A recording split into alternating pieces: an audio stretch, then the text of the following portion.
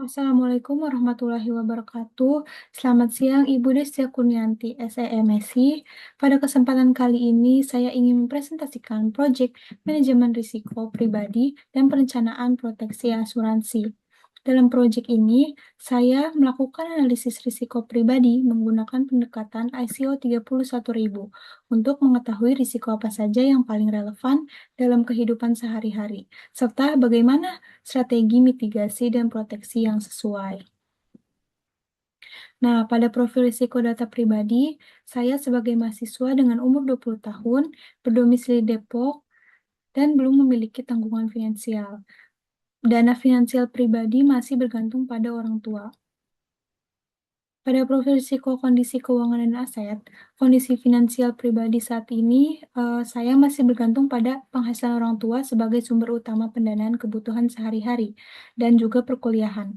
Walaupun belum memiliki penghasilan tetap, sudah terdapat tabungan pribadi, dana darurat yang sederhana sebagai bentuk persiapan diri saya menghadapi kebutuhan yang mendadak. Selain itu, BPJS Kesehatan juga menjadi perlindungan dasar yang membantu mengurangi risiko biaya kesehatan.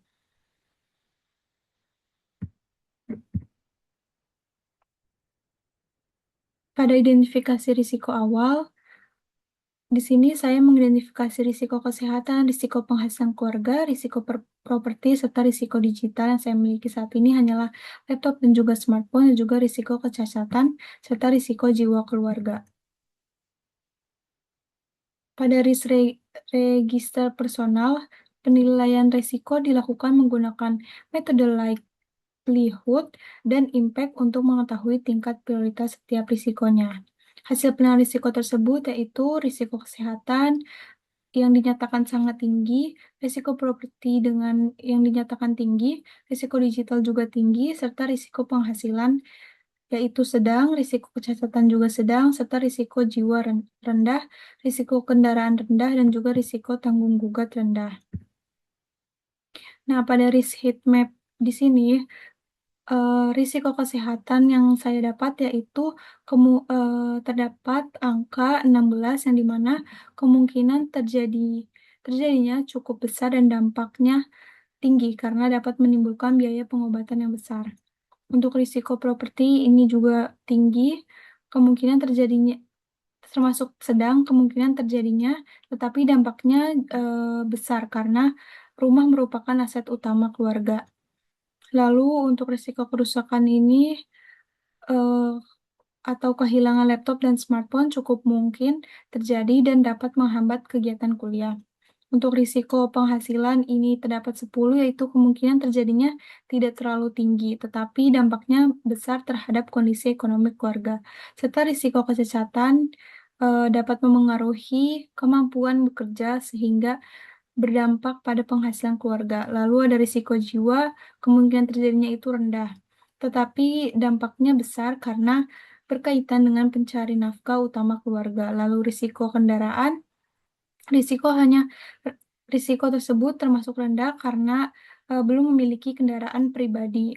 Risiko gugat itu kemungkinan dan dampaknya itu rendah karena aktivitas sehari-hari tidak memiliki risiko hukum yang tinggi.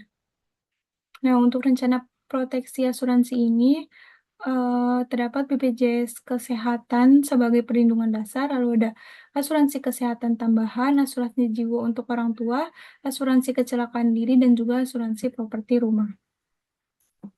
Strategi prioritas yang diutamakan saat ini adalah mengutamakan proteksi kesehatan, menyesuaikan premi dengan penghasilan keluarga saat ini, mengembangkan dana darurat, menambah proteksi secara bertahap.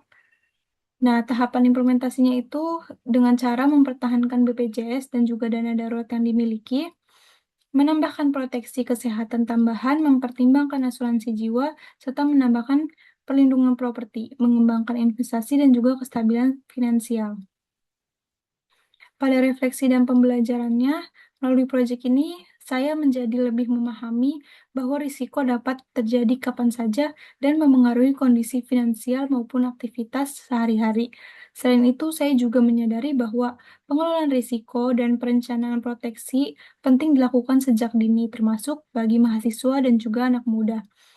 Pembelajaran utamanya itu risiko perlu dikelola sejak dini.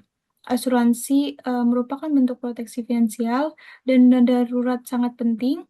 Prioritas proteksi harus disesuaikan kemampuan finansial serta manajemen risiko relevan dalam kehidupan sehari-hari.